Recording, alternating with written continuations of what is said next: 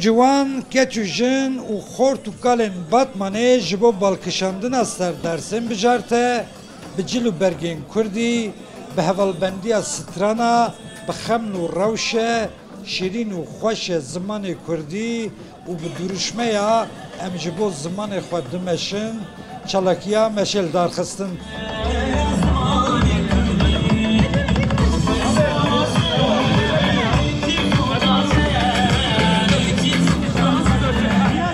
Çalakiya ku serpereştê wî Partiya Doza Azad Hüdapar bû, parlamenterê Hüdaparê Serkan Ramanlı li gel endam û alîgirên Hüdaparê li nav Batmanê zêdetirî 2 kilometre û nîv meşiyan û li xelkên Batmanê li dê û bavan belavokên Dêrsên bijarte belavkirin. Ziman tune be, rûmet tune. Ziman tune be, nasname tune. Ziman tune be, istikbar jî tune.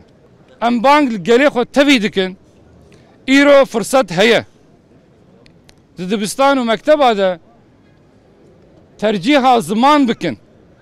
Tercîha zimanê xwe bikin. Da ku zarokê me jî bi zimanê xwe zanibin û bi nasnameya xwe, bi hebûna xwe li piya bin.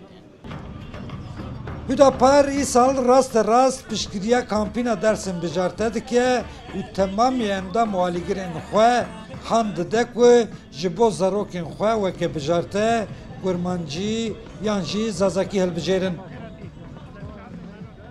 Dersê Kurdî gobên hilbijardin. Îro ji bo wêna em dixwazin got dê û bavê zarokê me jî îdî bi hinkîdî şiyar bin di vê meselê de. Hinkîdî agahiya wan zêde bibe. Ziman hebûna me ye. Ziman berdewamiya me ye. Berdewamiya gelê me ye.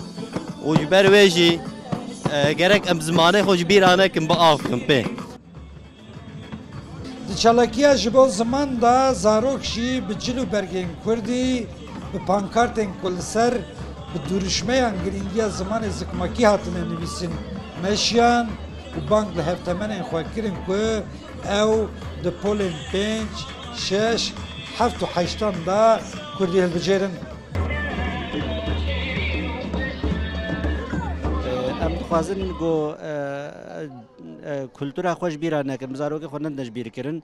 Zarokê me zanibin got em Kurdin û Kurdiya xwe, zimanê xwe ji bîr nekin, ji ber wê min ev cil û berg mijwara çêkirin, mişxwara çêkirine. Ez dibêjim kîjwara. Hûn jî mekteban dersa Kurdî bi hilbijêrin û bihelmin.